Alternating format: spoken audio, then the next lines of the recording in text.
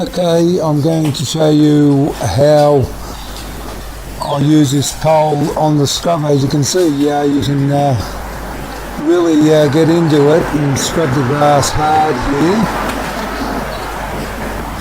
So I've got a squeegee, a 20-inch squeegee I'm using at the moment. I'm going to fan it using the pole with the handle on the side. As you can see, you can actually squeegee down, up,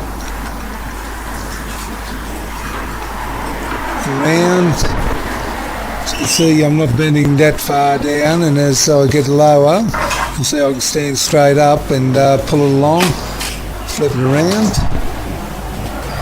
squeegee it there. I missed a bit, I'll just go over this with the squeegee.